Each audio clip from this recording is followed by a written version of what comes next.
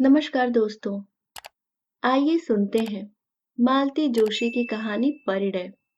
लौटते हुए मेरी आंखों में सीमा का कमनीय सौंदर्य तैरता रहा। घर से चलते हुए निश्चय करके चली थी कि अगर लड़की जीतू के योग्य न हुई तो साफ मना कर दूंगी।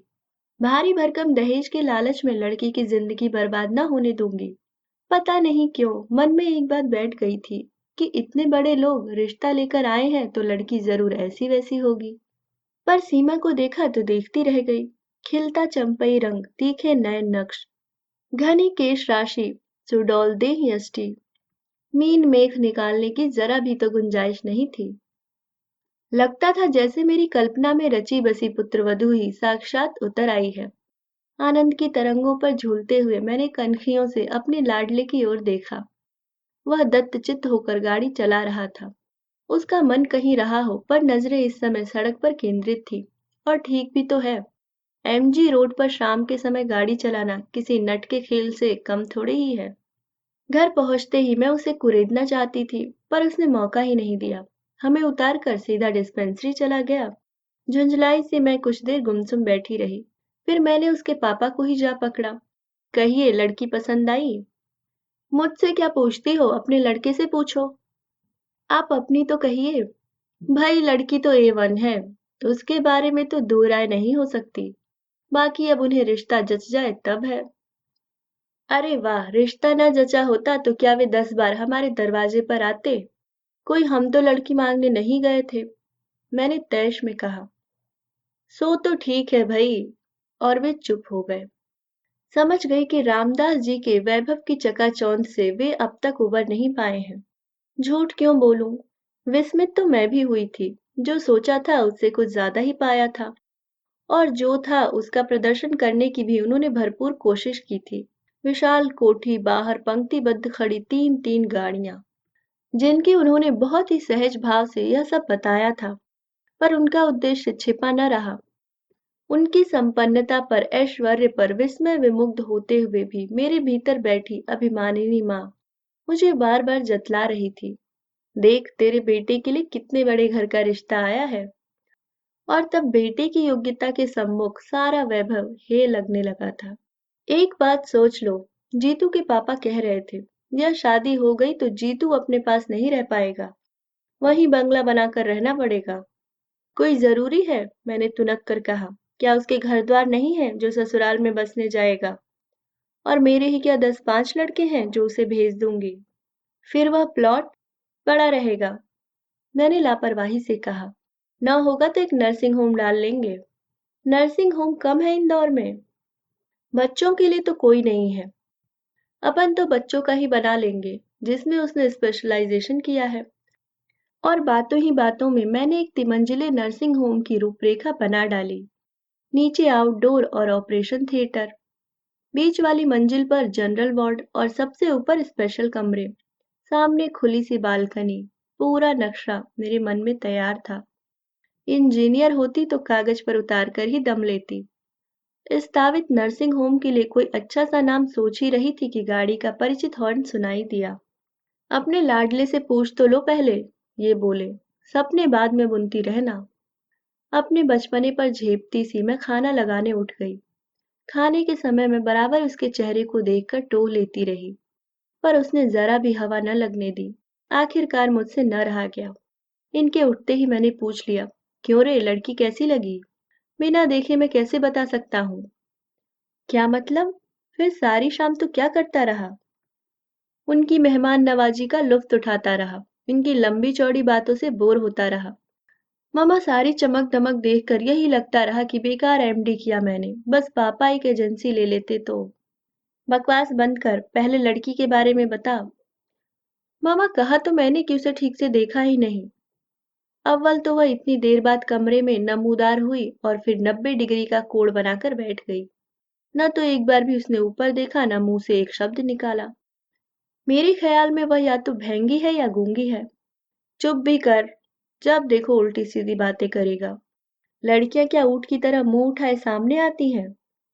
तो फिर देखने के लिए बुलाने का तात्पर्य क्या है? उसने जिद की। यह हिंदुस्तान है बेटे, उन्होंने एकाएक भीतर आते हुए कहा। शायद इतनी देर तक कान लगाए हमारी नोक-झोंक सुन रहे थे। बोले, यह हिंदुस्तान है बेटे, भले घरों की लड़कियां यहाँ ऐसा ही व्यवहार करती हैं। मैं भी हिंदुस्तानी हूँ पापा, 2 साल अमेरिका में रहने से कोई अमेरिकन नहीं हो जाता। पर बात तो ऐसी कर रहा है जैसे वहीं पर पैदा हुआ हो। इनका स्वर कुछ सख्त हो आया था। जीतू ने प्रत्युत्तर नहीं दिया, चुपचाप हाथ धोने चला गया और हाथ धोकर सीधा अपने कमरे में। शायद इस विषय पर वह अधिक बहस बढ़ाने के इच्छुक नहीं था। देखने दिखाने की प्रथा से वह हमेशा से ही चिढ़ा हुआ था। जया की शादी के समय भी उसने 2-4 बार हमारा विरोध किया था, पर वधू पक्ष की दुहाई देकर हमने उसका मुंह बंद कर दिया था। पर अपने लिए तो इस तरह के नाटक करने से उसने साफ मना कर दिया था। कहता, मम्मा जिस दिन कोई लड़की मुझे भा जाएगी मैं तुम्हारे सामने लाकर खड़ी कर दूंगा, तुम चिंता मत करो। पर उसकी यह बात ही तो हम लोगों के लिए सबसे बड़ी चिंता का कारण थी। आजकल की लड़कियों का ठिकाना थोड़े ही है, हर क्षेत्र में तो उनकी घुसपैठ है। पता नहीं कौन कब टकरा जाए।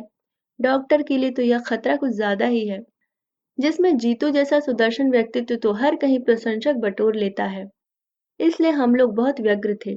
जीतू के डॉक्टर होते ही रिश्ते आने शुरू हो गए थे। पर अमेरिका से लौटने के बाद तो जैसे बाढ़ सी आ गई थी, क्योंकि जीतू डॉक्टर था, इकलौता था, फॉरेन रिटर्न था। गली में सही पर अपना 2 मंजिला मकान था, पुरानी सही पर घर में एक गाड़ी थी। पिता की अच्छी खासी प्रैक्टिस थी। बिरादरी में ऐसे सर्वगुण संपन्न लड़के ही कितने थे। पर उसकी यह बात ही तो हम लोगों के लिए सबसे बड़ी चिंता का कारण थी। बड़ी मुश्किल से जीतू साथ जाने के लिए राजी हुआ था। कह रहा था पहले तुम देख आओ, पर लड़की वालों को बार बार परेशान करना हमें अच्छा नहीं लगा। जया के वक्त के कुछ कड़वे मीठे अनुभव मन में अभी ताजे ही थे, इसलिए हम साथ ही वहां पहुंचे। रामदास जी ने इतनी आवभगत की, उनके परिवार ने इतना प्रेम टपकाया कि बार बार यही डर बना रहा कि लड़की अगर अच्छी न हुई तो उन लोगों को किस तरह जवाब देंगे। वह बहुत देर बाद बाहर आई। उस समय हम लोग कॉफी पी रहे थे।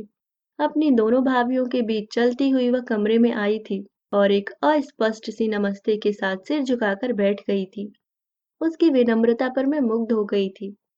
अंग्रेजी में एमए लड़की और इतनी सुशील, इतने लोगों के बीच उसका यह सहमा सिमटा रूप एकदम स्वाभाविक लग रहा था। तब यह बात मन में उठी ही नहीं कि इस तरह जीतू तो उसे बिल्कुल नहीं देख पाया होगा। वह भी तो बड़ी शालीन सी मुद्रा में बैठा हुआ था। सोच समझकर आखिर एक उपाय मैंने ढूंढ ही लिया। जया की सालगिरह के बहाने बहन भाइयों को एक दिन चाय पर आमंत्रित कर लिया। जया थी अपनी ससुराल में, इसलिए उपहार आदि लेकर मुझे चिंतित होने की जरूरत नहीं थी। 2 दिन तक मैं घर की सफाई में जुटी रही। फर्श धो पोंछ कर चमकाया गया, नई चादर बिछाई गई, सोफे के कुशन्स बदले गए, पर्दे धुलवाए गए, और तो और ड्राइंग रूम के दरवाजे तक नए सिरे से पेंट कर डाले। नया सा एक कालीन लेकर वहां डाल दिया। फिर भी जैसे मन की तृप्ति नहीं हो रही थी। हर कोण से मैं वहां की सजावट को देखती और हर बार कुछ न कुछ सुधार कर देती। ये लोग बीच में टोक न देते तो शायद मेरा यह क्रम मेहमानों के आने तक चलता रहता। दोनों बाप बेटे हाथ बांधकर बैठे हुए थे और मेरी परेशानी का मजा ले रहे थे। जब 2-3 बार वॉल पीसेस और कैलेंडर बदल चुकी तो उन्होंने कहा, मेरा ख्याल है एक बार डिस्टेम्पर हो जाता तो ठीक रहता। 5 बजने में अभी तो बहुत टाइम है, क्यों? इतना गुस्सा आया मुझे। एक तो खुद करेंगे नहीं, और मेरा फूला हुआ चेहरा देखकर ही जीतू मेरे मूड को भाप गया। तो बोला, मम्मा क्यों बेकार ही परेशान हो रही हो? लाख कोशिशें करें हम, यह घर कोठी तो बनने से रहा। उसे मत रोको जीतू। अपनी होने वाली बहू को इम्प्रेस करने की योजना है उसकी। And you know, first impression is the last impression. कोठी ना सही, आउट हाउस तो लगेगा ना यह घर। अरे आउट हाउस भी लग जाए तो गनीमत समझो, मैंने तुनक कर कहा। जाने किस दरिद्र जगह में डाल दिया है सारा पैसा, कितना भी करो रौनक ही नहीं आती। गुस्से में ही सही मैं अपने मन की बात कह गई थी। इतना लंबा चौड़ा मकान बनवा तो लिया, पर गली की वजह से उसकी सारी शान पर पानी सा फिरता रहा था। रामदास जी के आउट हाउस सचमुच इससे अच्छा शो देते थे। उस दिन प्लॉट दिखाने ले गए थे तब उन्होंने दिखाई थी छोटे छोटे घरों की वह लंबी कतार। उनकी संस्था के कर्मचारी उनमें रहते थे। खुली जगह में हरियाली के समुद्र के बीच वे छोटे छोटे द्वीपों की तरह लग रहे थे। जीतू ठीक ही कहता है, बेकार मेहनत करने से क्या फायदा, उस वैभव से तो होड़ लेना ही असंभव है। ठीक 5 बजे वे लोग आए, छोटी वाली दोनों भाभियां, छोटा भाई और वह। मुझे अच्छा लगा। बहुत भीड़ होती तो वही उस दिन वाला किस्सा हो जाता। लगा कि लोग समझदार हैं। सीमा उस दिन की तरह गहनों से लदी नहीं थी। मेकअप भी बहुत हल्का था, इसलिए उसका सौंदर्य आज आंखों में चकाचौंध नहीं भर रहा था, बल्कि ठंडक दे रहा था। नींबू कलर की हल्के जरी के काम वाली सिफॉन उसके रंग के साथ एकाकर हो रही थी और देखने वाले की आंखों को बांध लेती थी। मेरी नौकरानी ने तो वही निर्णय सुना दिया। लाडी घड़ी सुंदर छे हो, कदे मारी नजर न लग जाए। वे सभी लगभग समवयस्क ही थे। उन्हें ड्राइंग रूम में छोड़कर मैं रसोई में चली आई और देर तक नाश्ता लगाती रही। नाश्ते की तैयारी भी मैंने कल से ही शुरू कर दी थी और अपना सारा पाक कौशल दांव पर लगा दिया था। उन लोगों ने हर वस्तु के साथ न्याय किया और प्रशंसा के पुल बांध दिए। छोटी बहू ने दो एक चीजों की विधि भी पूछी। अच्छा लगा। सीमा जरूर धीरे धीरे चुकसा रही थी, पर मैंने ध्यान नहीं दिया। अपनी होने वाली ससुराल में कोई चबर चबर खा सकता है भला? खाने के बाद मैं महिलाओं को घर दिखाने में लग गई। उन दोनों बहुओं ने हर बात की प्रशंसा की, सजावट की, सामान की, कढ़ाई की, बुनाई की। सबसे अंत में मैं उन लोगों को किचन में ले गई, जो मेरा अभिमान बिंदु था। सफेद रंग में नहाया हुआ, आधुनिक उपकरणों से सजा हुआ। अलमारी में झिलमिल करते स्टील के बर्तन, चमकते पीतल के, हिंडालियम के डिब्बे, जगमग करती क्रॉकरी। मचान पर एक सी झालर से सजी अचार मुरब्बे की बरनियां। जो भी देखता प्रशंसा करता। इन लोगों ने भी की, पर सीमा यहाँ भी चुप चुप बनी रही। इस बार मैं उतनी तटस्थ नहीं रह सकी। मन में कुछ चुभा जरूर। मुंह खोलकर तारीफ न करती, पर प्रशंसा की एक नजर तो डाल देती। आखिर कल को यह गृहस्थी उसकी भी हो सकती है। उनके जाते ही मैंने पूछा, क्यों रे, आज तो ठीक से देख लिया ना? अच्छी है। हाँ, बशर्ते बोलना जानती हो। क्या मतलब? मतलब यह है मामा कि वह जरूर हकलाती होगी, नहीं तो 2 घंटे में क्या एक बार भी मुंह नहीं खोलती। आश्चर्य में भरकर मैं उसे देखती ही रह गई। देखो, दो दो बार तो तुम लोग लड़की देख चुके हो, और तो और उसे घर भी बुला चुके हो। अब अगर मना कर दें हम लोग तो क्या शराफत होगी? बिरादरी में कहीं मुंह दिखाने लायक भी नहीं रह जाएंगे हम। इन्होंने सख्ती से कहा। और अगर वहीं से इनकार आ जाए तब? उस ओर से निश्चित रहो। उनके मन में जरा भी शंका होती तो वे लड़की को यहाँ नहीं भेजते। मैं तो सोचता हूँ कि वे तो अपनी ओर से सब तय मानकर ही चल रहे हैं। कैसे? याद नहीं उस दिन जब हम लोगों को प्लॉट वगैरह दिखाने गए थे, तब रामदास जी के पुराने पार्टनर की लड़की मिल गई थी। तब उन्होंने जीतू का परिचय देते हुए कहा था, यह तुम्हारे जीजा जी हैं। जी? जी। माँ ठीक है? जी, रात कुछ बुखार हो आया था, अब तो ठीक है। बस अब तो उन्हें ठीक होना ही है। यह तुम्हारे जीजा जी अमेरिका से डॉक्टरी पढ़कर आए हैं। सो किसके लिए? रामदास जी ने कहा, फिर जीतू की ओर देखकर बोले, बेटा जितेंद्र, यह एक ही साली है तुम्हारी, लेकिन 10 के बराबर है, बचकर रहना।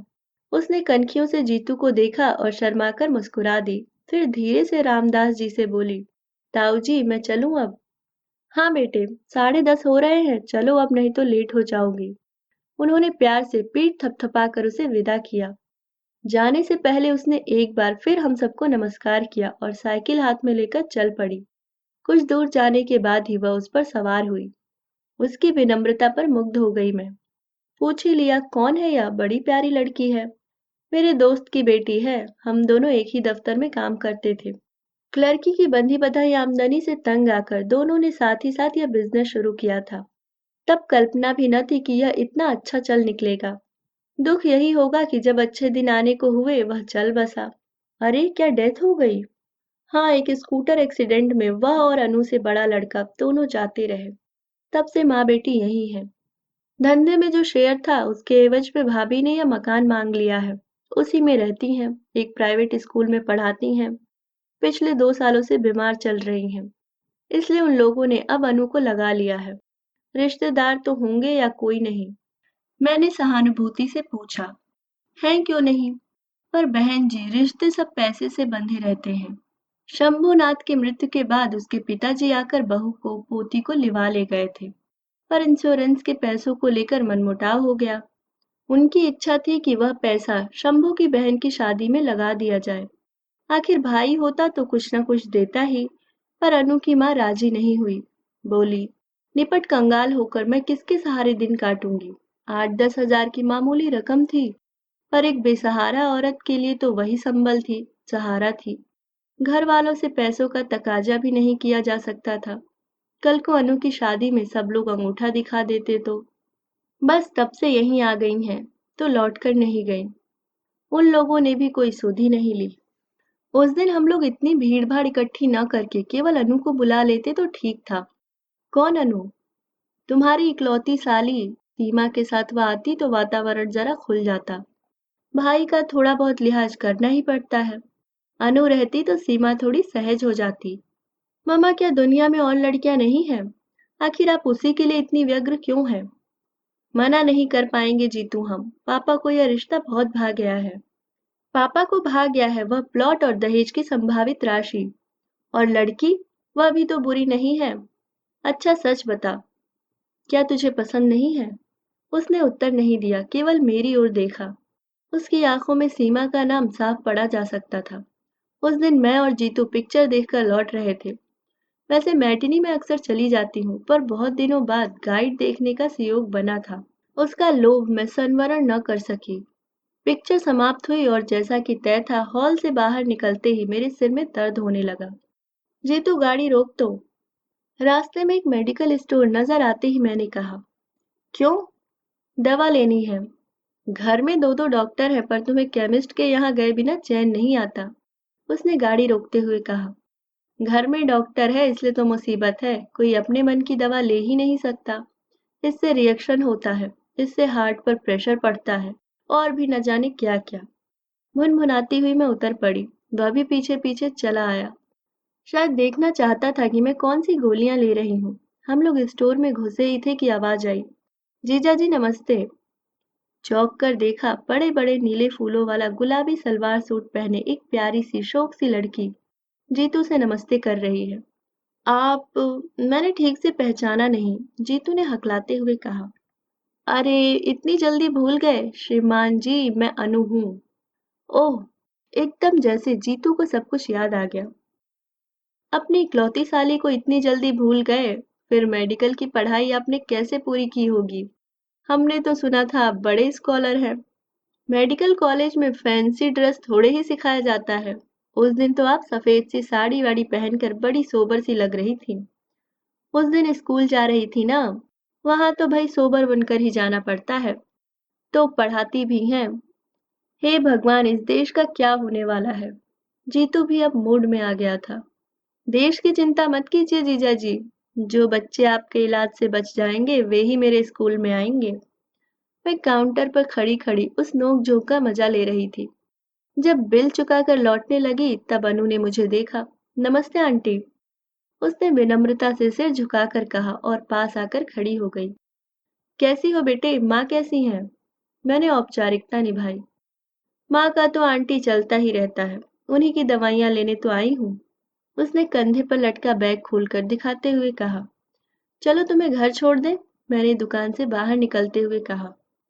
पर यह बताइए आप लोग घर कब आ रहे हैं? उस दिन ताऊ जी कह रहे थे कि जीजा जी एक दिन माँ को देखने जरूर आएंगे। मैंने जीतू की ओर देखा। वह कुछ देर तक सोचता रहा, फिर बोला। अनु जी, आपके घर हम आएंगे जरूर, पर एक शर्त है। फरमाइए। कुछ देर वह पसोपेश में चुप रहा, फिर बोला। मम्मा तुम चलकर बैठो, मैं भी 1 मिनट में आया। बच्चे इस तरह लिहाज करते हैं तो कितना अच्छा लगता है। वैसे शर्त क्या मुझसे छिपी हुई थी? सीमा को भी उसके साथ अनु के यहाँ बुलवाने की बात होगी, और क्या। 5-6 दिन बाद एक दोपहर का खाना खाते हुए उसने पूछा। मम्मा, शाम का कोई कार्यक्रम तो नहीं है? नहीं तो क्यों? अनु के यहाँ चलना है। मैं चलकर क्या करूंगी रे? यूं ही तुम लोगों को असुविधा होगी। हम लोगों से मतलब? मतलब यही कि सीमा भी आएगी ना वहां।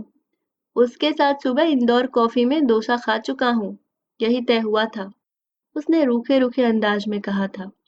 मैंने गौर से देखा, उसका चेहरा भी बुझा बुझा सा था। शाम को कुछ यूं ही मूड में हम लोग रवाना हुए। अपनी कार हम लोगों ने जानबूझकर छोड़ दी थी। हमने स्कूटर ले लिया था, जो बाहर बाहर चलता हुआ ठीक उस घर के सामने जाकर रुका था। वह प्रतीक्षा में द्वार पर ही खड़ी थी। हमें देखते ही उसकी आंखें प्रसन्नता से चमक उठी। पहले कमरे में ही अनु की माँ का बिस्तर लगा हुआ था। उम्र पता नहीं क्या रही होगी, पर जीवन संघर्षों और बीमारियों ने उस औरत को बुरी तरह थका दिया था। कुछ औपचारिक चर्चाओं के बाद जीतू बोला, मम्मा आप लोग थोड़ी देर गपशप करो, तब तक मैं इन्हें देख लेता हूँ। अनु मुझे भीतर लिवा ले गई। दो ही तो कमरे थे, बीच में आंगन और उस पर रसोई। उसने बताया कि बाहर के कमरे में रहने से माँ को अकेलापन नहीं सताता। दरवाजा भी पलंग पर बैठे बैठे खोल लेती हैं। सुबह शाम कोठी से कोई नौकरानी आकर चौका बर्तन सफाई कर जाती है, पर बाकी समय तो उन्हें अकेले ही रहना पड़ता है। आंगन में उसने कई गमले लगा रखे थे। मैं मूढ़े पर बैठी बैठी उन खूबसूरत फूलों को देखती रही कि कुछ ही क्षणों में जीतू आ गया। हाथ धुलवाएंगी? जीतू ने कहा। वहीं जामुन के थाले में अनु हाथ धुलवाने लगी। कैसी है माँ? अनु ने अधीरता से पूछा। वह चुपचाप हाथ धोता रहा, बेमतलब देर लगाता रहा। माँ ठीक तो हो जाएंगी ना? उसने दोबारा पूछा। इस बार उसकी आवाज कांप रही थी। अनु जी, हमने तो आपका वादा पूरा कर दिया, पर आपकी बात तो अधूरी रह गई। तो इसका हम क्या करें? शर्त तो सिर्फ दीदी को ले आने भर की थी। अब वह बुत बनी बैठी रही तो हम क्या करें? हाँ, आप कर ही क्या सकती हैं? एक कप चाय तो पिला सकती हैं ना? Oh sure. एकाएक उसका चेहरा खिल उठा। माँ के बारे में पूछते हुए दो आंसू बरबस गालों पर लुढ़क आए थे। वे अब धूप में ओसा कड़ की तरह चमकने लगे थे। आप थोड़ी देर माँ के पास बैठी आंटी, मैं चाय लेकर अभी आई। हम दोनों फिर से बाहर जाकर बैठ गए। थोड़ी देर तक गुमसुम बैठने के बाद जीतू ने कहा, चाची जी, यहाँ आसपास आपके कोई रिश्तेदार नहीं है? है क्यों नहीं बेटा, पर अपना कहलाने लायक कोई नहीं है। चार चार चाचा हैं अनु के, पर पिछले 10 साल से किसी ने एक बार भी इधर का रुख नहीं किया है। अनु के मामा तो होंगे, एक हैं, और उनका अपना ही परिवार इतना बड़ा है, फिर परिस्थिति भी साधारण है। उन पर बोझ बनने की अपेक्षा अपनी ही कमाई खाना अच्छा लगता है। अब तक तो ईश्वर ने आन निभा दी थी। अब तक तो ईश्वर ने आन निभा दी थी। अब 2 साल से लड़की खट रही है, पर तुम क्यों पूछ रहे हो बेटा? कुछ नहीं, ऐसे ही। आप बीमार चल रही हैं, अनु नौकरी करती है। कोई जिम्मेदार आदमी पास रहे तो ठीक रहता है। मुझे मालूम है बेटे, दिन पर दिन मैं छिजती जा रही हूँ। जिंदगी से मुझे कोई मोह भी नहीं है, पर मुझे इतना जिला लो कि अनु को अपने हाथों विदा कर सकूं। कहते हुए माँ का स्वर कातर हो आया था। आप तो पता नहीं क्या सोच बैठी। उसके पूछने का मतलब यह नहीं था, मैंने ढाढ़स बताते हुए कहा। अभी तो आपको जीना है, अनु के बच्चे खिलाना है। शादी तो हो जाए पहले। शादी की चिंता क्यों करती हैं आप? लड़की तो हीरा है, मैंने कहा। उससे क्या होता है बहन जी? कोरी लड़की कौन ब्याहता है आजकल? सच है, भगवान लड़की दे तो तिजोरी भर धन भी दे, नहीं तो व्यर्थ है सब, उन्होंने उसास लेकर कहा। उसी समय हाथ में ट्रे लेकर अनु ने प्रवेश किया। माँ ने अपनी रामायण शुरू कर दी ना? उसने नाश्ता लगाते हुए कहा। इसलिए तो सब यहाँ आने से घबराते हैं। आंटी बेचारी पहली बार आई हैं, उन्हें भी बोर कर दिया तुमने। माँ बेचारी खिसिया कर चुप हो गई। उनका मन रखने के लिए मुझे कुछ कहना चाहिए था, पर समय पर कुछ सूझ ही नहीं पड़ा। उधर चाय नाश्ते का दौर शुरू हो गया था। थोड़े समय में लड़की ने काफी कुछ तैयारी कर ली थी, पर मुझसे कुछ खाया नहीं गया। बीमार के कमरे में एक अजीब सी गंध बसी रहती है। डॉक्टर की पत्नी होने के बावजूद मैं उसकी अभ्यस्त नहीं हो पाई हूँ। हम लोग उठने लगे तो अनु की माँ ने अनु से जीतू का टीका करने को कहा और उसके हाथ में 21 रुपए रखे। वह एकदम तमतमा गया। बोला, आप क्या मुझे फीस दे रही हैं?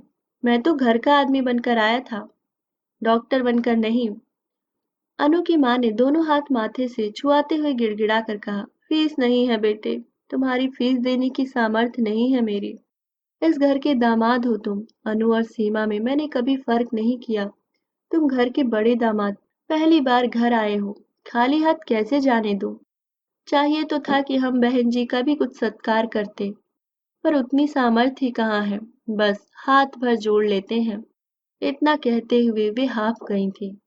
शगुन के रुपए हैं, ले लो बेटा, मैंने जीतू की जेब में जबरदस्ती वे नोट ठूसते हुए कहा। मैंने देखा अनु की माँ की आंखें तरल हो आई हैं। जीतू ने कोई प्रतिवाद नहीं किया, पर वह गुमसुम हो आया था। सड़क तक हमें छोड़ने आई अनु ने भी इसे लक्ष्य किया। बोली, जीजा जी प्लीज माँ की बातों का बुरा न मानिएगा, कभी कभी वह बेहद भावुक हो जाती हैं। उनकी तबीयत को देखकर हर बात मान लेती हूँ मैं। आप भी। नहीं अनु, मैंने किसी की बात का बुरा नहीं माना। जीतू ने उसे आश्वस्त करते हुए कहा। माँ लोगों की बातों का कोई बुरा मानता है भला? अनु तो आश्वस्त होकर घर लौट गई, पर जीतू सारे रास्ते वैसा ही चुप चुप रहा। मैंने समझाया भी, इतना संकोच करने की जरूरत नहीं है। कल को तेरी शादी होगी तो मैं अनु को 20 की जगह 120 की साड़ी पहना दूंगी। पर आज अगर रुपए लौटा दिए जाते तो दोनों माँ बेटी यही समझते कि उनकी परिस्थिति का मखौल उड़ाया जा रहा है। पर वह उसी तरह गंभीर बना रहा। रात अचानक मेरे मन में एक बात कौंधी और मुझे उसके उखड़े मूड का कारण समझ में आ गया। बत्ती बुझाकर सो चुके थे हम लोग, फिर भी मैं धीरे से उठाई और जीतू के कमरे का दरवाजा खटखटाया। दरवाजा खुला ही था और वह रोज की तरह बेड लैंप जलाए पढ़ रहा था। क्या बात है मम्मा, तुम्हारी तबीयत तो ठीक है ना? उसके स्वर में घबराहट थी। मुझे कुछ नहीं हुआ रे, पास पड़े स्टूल पर बैठते हुए मैंने कहा।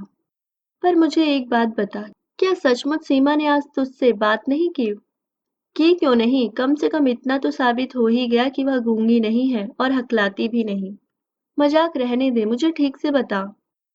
अगर सचमुच उसका व्यवहार ऐसा ही रूखा है तो मैं इनसे कल ही कह दूंगी। ऐसी घमंडिन लड़की मेरे घर में नहीं चलेगी। चीतू ने कोई उत्तर नहीं दिया, वैसे ही मुंह लटकाकर बैठा रहा। और इस जरा सी बात के लिए तू क्यों मन खराब कर रहा है? दुनिया में क्या और लड़कियां नहीं हैं? मम्मा, अगर मैं उदास हूं तो सीमा के लिए नहीं, सारी शाम मैं सिर्फ अनु की माँ के लिए सोचता रहा हूँ। क्यों? उनकी हालत बहुत खराब है मम्मा, हार्ट एकदम डैमेज है। किसी भी समय कुछ भी हो सकता है, पैरालिसिस का एक अटैक उन्हें हो चुका है, दूसरा किसी भी समय हो सकता है, और वह इतना आसान नहीं होगा। जया सगाई से 4-5 दिन पहले ही आ गई थी। आते ही वह शुरू हो गई। मम्मा, लड़की खूब सुंदर है ना? नहीं तो मैं कहीं मुंह दिखाने लायक नहीं रह जाऊंगी। अब जैसा भी है देख लेना, मैंने चुटकी लेते हुए कहा। नहीं मम्मा, ऐसा गजब न करना।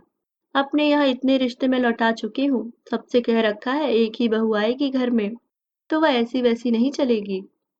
अब जो यह लड़की सुंदर न हुई तो लोग मेरा मजाक बना डालेंगे। मेरी जिठानी तो अभी से कह रही है कि देखें कौन सी अप्सरा आएगी। उनकी भतीजी के लिए मना करके मैंने खूब नाराज कर दिया है ना। यहाँ भी तो वही हाल है, मैंने कहा। लोग बाग अपनी लड़की देखते नहीं और मुंह उठाए चले आते हैं, और मना कर दो तो हमेशा के लिए मुंह फुला लेंगे। जब से बात पक्की हुई है बस यही चर्चा है कि हमने बस पैसे का मुंह देखकर ही हाँ की है। अब तो बस यही लगता है कि कब शादी हो, कब बहू घर में आए। एक बार उसे देख लेंगे तो अपने आप सबके मुंह बंद हो जाएंगे। मेरी बात से जया की उत्सुकता चरम सीमा पर पहुंच गई। मैंने भी उसे ज्यादा प्रतीक्षा कराना उचित नहीं समझा। दूसरे ही दिन सीमा को बुलवा भेजा। सगाई की साड़ी खरीदने का बहाना था ही। वैसे भी मैं अब तक जया के लिए रुकी हुई थी, सोचा लड़कियों की पसंद से ही खरीदना ठीक रहेगा, रोज रोज कोई इतनी महंगी साड़ी तो खरीदता नहीं। रामदास जी स्वयं बेटी को लेकर उपस्थित हुए, हाथ जोड़कर बोले, आपका आदेश टाला नहीं जा सकता था, इसलिए ले आया हूँ। वैसे उसकी अपनी कोई पसंद नहीं है, आप जो भी पहनाएंगी पहन लेगी। मैंने उन्हें आश्वस्त किया कि खरीदारी का तो बहाना है। दरअसल जया उन्हें देखना चाहती थी। मेरी बात से उनका सारा संकोच दूर हो गया। बार बार यह कहकर कि लड़की अब आपकी है, जब चाहे बुलवा लीजिए, वह वापस लौट गए। मैं जानबूझकर उन लोगों के साथ बाजार नहीं गई। सीमा के साथ अनु आई थी। मैंने जया के साथ जीतू को कर दिया। सोचा सब बराबर उम्र वाले साथ रहेंगे तो ठीक रहेगा। मेरी वजह से बेचारे यूं ही संकोच में पड़ जाएंगे। अनु और जीतू की नोक-झोंक तो रामदास जी के जाते ही शुरू हो गई थी। बोली, जीजा जी आज तो ताऊ जी का लिहाज करके चली आई, पर यह मत जानिएगा कि हर बार इसी तरह दीदी के साथ घिसटती चली आऊंगी। भविष्य में बकायदा निमंत्रण भेजना पड़ेगा। आखिर हमारी भी कोई प्रेस्टीज है। क्यों नहीं, आपकी प्रेस्टीज का तो हमें ख्याल सबसे पहले रखना है। हमारी वकील तो आप ही हैं। जीतू ने कृत्रिम गंभीरता से कहा और डायरी निकालते हुए बोला, लाइए जरा अपना पता तो लिखवाइए। मैं तो अनु के आगे कुछ भी नहीं जानता। अनुराधा, अनुपमा या कि पौराणिक अनुसुईया? लगता है नामों के बारे में आपका ज्ञान बहुत सीमित है। श्रीमान जी, मेरा नाम अनुप्रिता है। ओह, व्हाट अ लवली नेम। बस। हाय जीजा जी, आप कभी न हुए, नहीं तो कहते वाह जैसी आप हैं वैसा ही सुंदर आपका नाम है। मुझे दुख है अनु जी कि मैं डॉक्टर हूँ, सच बात कहता हूँ जो अक्सर कड़वी होती है। कहिए तो। कहना चाह रहा था कि काश आप भी उतनी सुंदर होती जैसा आपका नाम है। हाँ ठीक तो है। अब तो आपकी नजरों में एक ही व्यक्ति सुंदर रह गया है। कहते हुए उसने होठ भींच लिए। पलकों के किनारे भीग गए। मैंने जीतू को डांट कर चुप कराया तो बोला, बस इतने में ही रो दी। और आपके ताऊजी कह रहे थे एक ही साली है पर 10 के बराबर है। हमने तो सिर्फ बानगी पेश की थी और आपके छक्के छूट गए। उनकी इस जुगलबंदी का हम सभी मजा ले रहे थे। जीतू की आखिरी बात पर तो सब लोग ठठाकर हंस पड़े। अनु भी बहादुरी के साथ मुस्कुरा दी। इसी हंसी खुशी के वातावरण में सब लोग घर से विदा हुए। और उन लोगों के चले जाने के बाद मुझे याद आया कि इस सारे शोर शराबे के बीच सीमा एकदम गुमसुम बैठी हुई थी। बोलना तो दूर, वह एक बार मुस्कुराई तक नहीं। शर्मीली बहुत लड़कियां देखी हैं मैंने, पर उनके अनमुंदे होठों से, नत पलकों से हंसी की किरणें निरंतर फूटती रहती हैं। सीमा शर्मीली नहीं, घुन्नी लड़की है। जीतू जैसे हंसमुख लड़के के साथ उसका निबाह कैसे हो सकेगा, या उसे भी अपनी तरह मनहूस बनाकर रख देगी। जब से यह शादी तय हुई है मैं इसी चिंता में घुली जाती हूँ। इनसे तो कुछ कहना ही बेकार है। एक बार मुंह खोलने का प्रयास किया तो बुरी तरह डांट खानी पड़ी थी। बोले, तुम तो जीतू को अभी दूध मुहा बच्चा ही समझती हो। वह तुम्हारे सामने नाटक करता है और बाहर उसे लेकर होटलों में घूमा करता है। होटल में सिर्फ एक बार गया था जी। तभी तो। एक बार या 100 बार, उससे क्या फर्क पड़ता है। अपने लाडले को समझा दो यह हिंदुस्तान है, अमेरिका नहीं है। यहाँ की लड़कियां ऐरे गैरे के साथ होटलों में नहीं जाया करती। और बात फिर दब गई थी। पर जितनी बार सीमा को देखा है यही लगा है कि इस लड़की से मेरा या जीतू का निर्वाह कैसे होगा। कोई और लड़की होती तो इतने दिनों में घर से एक आत्मिक संबंध स्थापित कर लेती, पर यह आज भी उतनी ही पराई लगती है। बाजार से लौटी जया तो भरी हुई थी।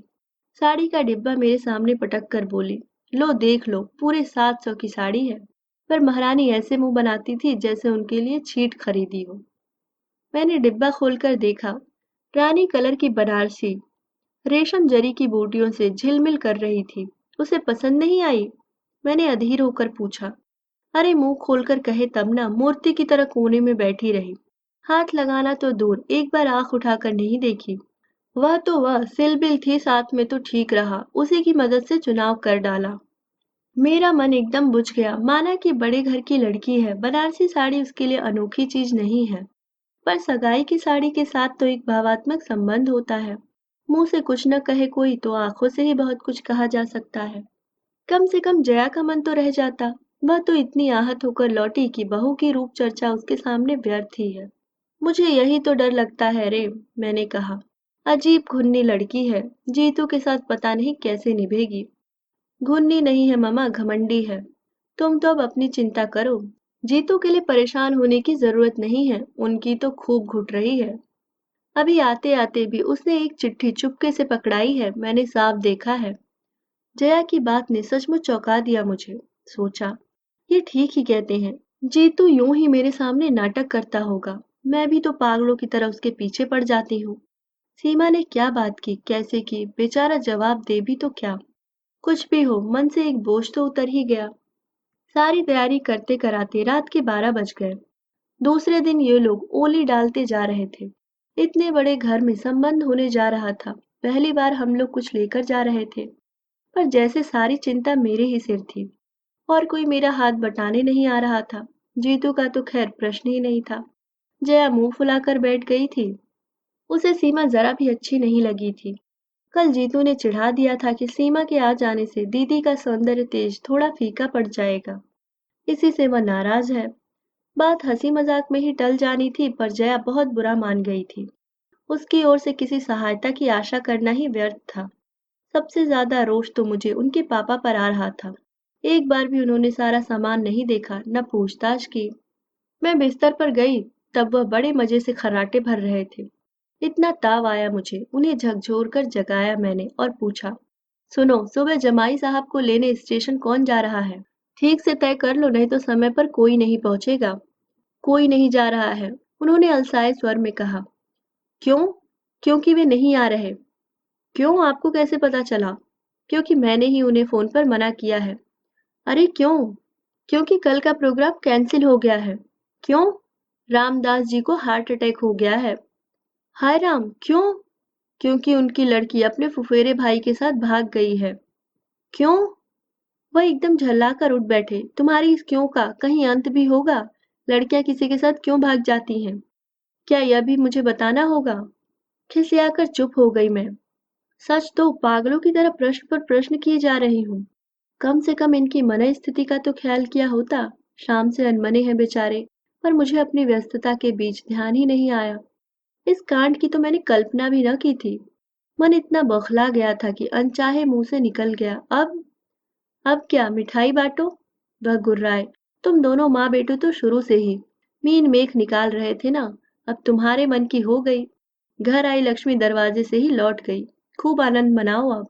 लोभ उनके हर शब्द से टपक पड़ रहा था। रामदास जी के घर समधी बनकर जाने का सबसे ज्यादा चाव उन्हीं को था, इसलिए सबसे ज्यादा निराशा भी उन्हें ही झेलनी पड़ी। इसके बाद चुप रहने में ही मैंने अपनी खैरियत समझी। पर रात भर मुझे नींद नहीं आई। बार बार सीमा का रूखा व्यवहार याद आता रहा। उसे हम लोगों में कोई दिलचस्पी नहीं थी, तो वह स्वाभाविक ही था। पर घर के लोग कैसे हैं? क्या उन्हें भी अंदाजा न हुआ होगा? लेकिन लगता है वे लोग सब जान गए थे। तभी तो हाथ धोकर पीछे पड़ गए थे। जिस दिन से रिश्ता लेकर आए थे, उन्होंने हमें सांस नहीं लेने दी थी। यह तो ईश्वर की कृपा थी जो समय रहते सारा रहस्य खुल गया। मुझे कमरे में आते हुए उसने दर्पण में देख लिया था। वहीं से बोला, तुम परेशान क्यों हो रही हो मम्मा? मैं अभी शेव बनवा कर वहीं आ तो रहा था। मैं तो यूं ही चली आई थी रे। चाय की ट्रे गोल मेज पर रखते हुए मैंने कहा, सोचा साथ साथ चाय पी लेंगे। और एक बात भी कहनी थी। Something important? उसने अपना काम जारी रखते हुए पूछा। हाँ, ऐसा ही समझ लो। वह जो सीमा है ना, वह इस बुरी तरह से चौंका कि रेजर हाथ से फिसल ही गया। गीले तौलिए से गाल को सहलाते हुए वह मेरे सामने आकर बैठ गया और अधीर स्वर में बोला, सीमा का क्या कह रही थी तुम? क्या किया है उसने? वह अपने फुफेरे भाई के साथ भाग गई है। मैंने सपाट स्वर में आखिर कह ही डाला। ओह ममा, उसने एक दीर्घ सांस छोड़ी। तुमने तो मुझे डरा ही दिया था। उतनी सी देर में मैं पता नहीं क्या क्या सोच गया था। क्या सोच गया था? मैंने हैरत से पूछा। मैं एक पागलपन कर बैठा था, उसने खिसियाए स्वर में कहा। इससे पहले कि मैं कुछ पूछूं, वह उठा और दराज में से एक कागज का पुर्जा निकाल लाया और बोला, लो पढ़ो। पढ़ने को तो था ही क्या, बस दो पंक्तियां ही थी। अगर आप शादी से इनकार नहीं करेंगे तो मुझे मजबूरन कुछ खा लेना पड़ेगा। कब मिली यह चिट्ठी तुझे? मैंने कांपते स्वर में पूछा। उसी दिन जब हम लोग साड़ी खरीदने गए थे। तो पगली, मुझे बताया क्यों नहीं? कैसा सर्वनाश हो जाता अभी। एक जिद से सवार हो गई थी मामा। मैं भी जया की तरह सोचने लगा था। लगता था यह लड़की हमें बहुत छोटा करके देखती है। इसके दर्प को तोड़ना होगा। इसे ब्याह कर घर लाना ही है, भले ही दूसरे दिन उसे छोड़ आना पड़े। उसकी बेरुखी का और भी कोई कारण हो सकता है, इस ओर ध्यान ही नहीं गया। और अगर वह सचमुच कुछ खा लेती तो? मैंने कप में चाय डालते हुए पूछा। इसलिए तो तुमने जब एकाएक उसका नाम लिया तो मैं डर गया। मुझे तो हैरत होती है मम्मा, पढ़ी लिखी होकर भी ये लड़कियां इतनी बुजदिल कैसे होती हैं? अपने मन की बात मुंह खोलकर कहती क्यों नहीं, बस गूंगी गाय की तरह हर किसी खूंटे से चुपचाप बन जाती हैं। अब तो उसने अपने तेवर दिखला दिए ना, मैंने कड़वाहट भरे स्वर में कहा। हाँ, यह तो मानना पड़ेगा, उसने काफी दिलेरी से काम लिया। पता मालूम हो तो मेरी ओर से बधाई का तार भेज देना। मैं तो इसी बात के लिए शुक्रगुजार हूँ कि वह काफी समझदारी से पेश आई। शादी की रात तक इंतजार नहीं किया, नहीं तो अपनी जिंदगी में भी फिल्म स्टोरी बन जाती। वह उठकर पुनः आईने के सामने खड़ा हो गया था। मैं उसे गौर से देखती रही, पर साबुन के झाग भरे उस चेहरे पर कुछ भी पढ़ना असंभव था। ईश्वर से यही मनाती रही कि हताशा का यह ज्वार जो मुझे मथ रहा है उसे अछूता ही छोड़ दे। वह वास्तव में उतना ही निर्लिप्त बना रहे जितना कि वह दिखा रहा है। सीमा के अपने घर में जो भी कहर बरपा हुआ हो, पर इस घर की भी रौनक कुछ दिनों के लिए छिन सी गई थी। बच्चों के पापा का मूड तो उसी दिन ऑफ हो गया था, मेरा मन भी बुझ गया था। जया भी इतने दिनों बाद इंदौर आई थी, पर सहेलियों से मिलने का, रिश्तेदारों के यहाँ जाने का उसमें जरा भी उत्साह नहीं रह गया था। जहां भी जाओ वही प्रश्न, वही कौतूहल, वही शंकाएं। खींच सी होने लगी थी। हम सबके बीच जीतू बिल्कुल सरल स्वाभाविक बना हुआ था, पर माँ थी इसलिए जानती थी कि वह भीतर ही भीतर हिल गया है।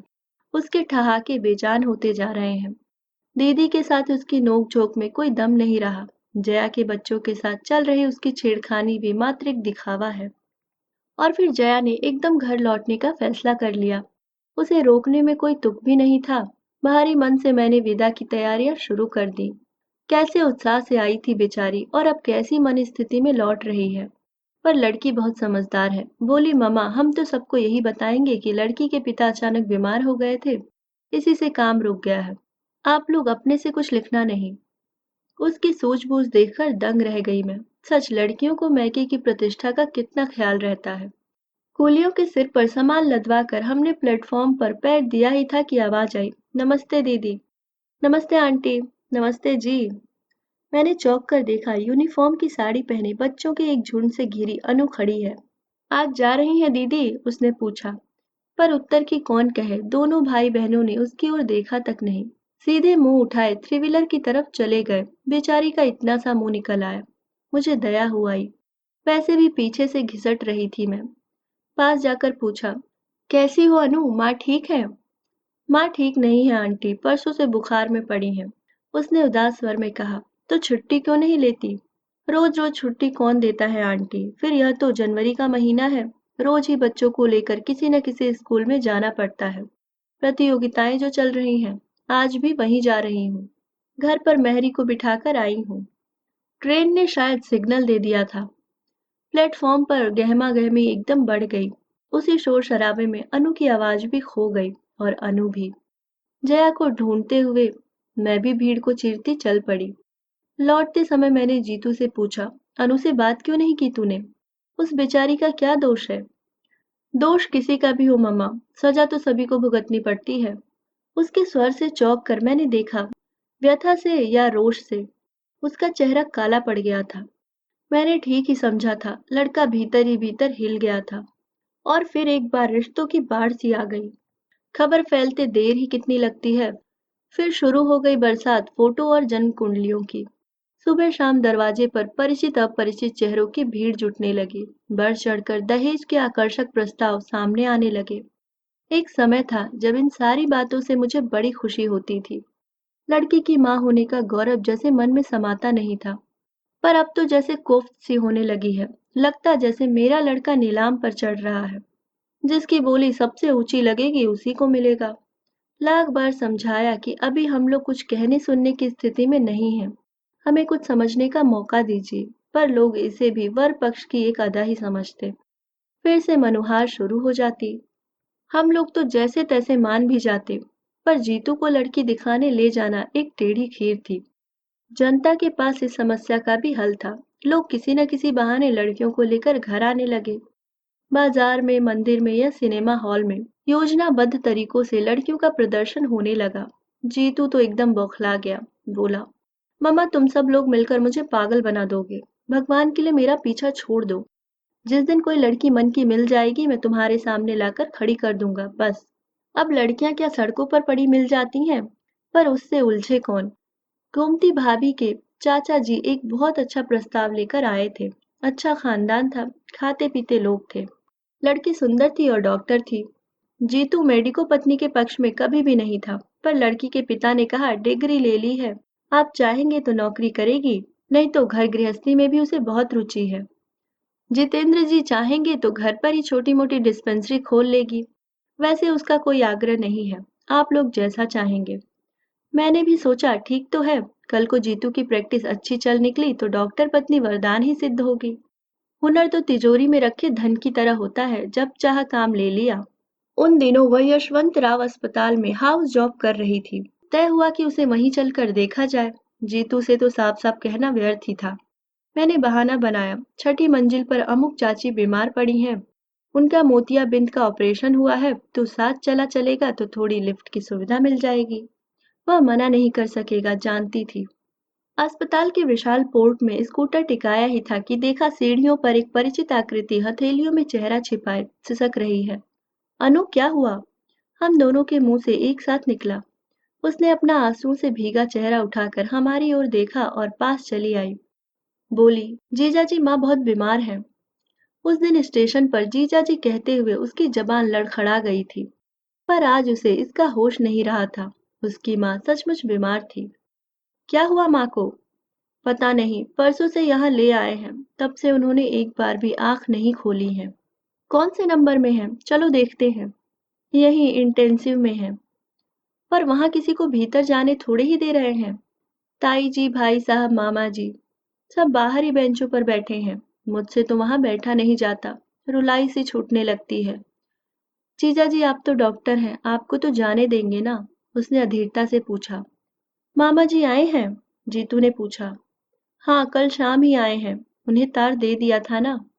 अच्छा अनु, तुम अंदर चलो, मैं डॉक्टर परिहार को लेकर अभी आ रहा हूँ। जीतू ने अधिकारपूर्ण लहजे में कहा। एक बार हम लोगों की ओर करुण दृष्टि से देखते हुए अनु भारी कदमों से भीतर चली गई। उसके जाते ही जीतू मेरे सामने तनकर खड़ा हो गया और पास से गुजरती बेतहाशा भीड़ को अनदेखा करके बोला, मामा क्या तुम इस लड़की को बहू के रूप में स्वीकार कर सकोगी? मैं हतप्रभ हो उसे देखती ही रह गई।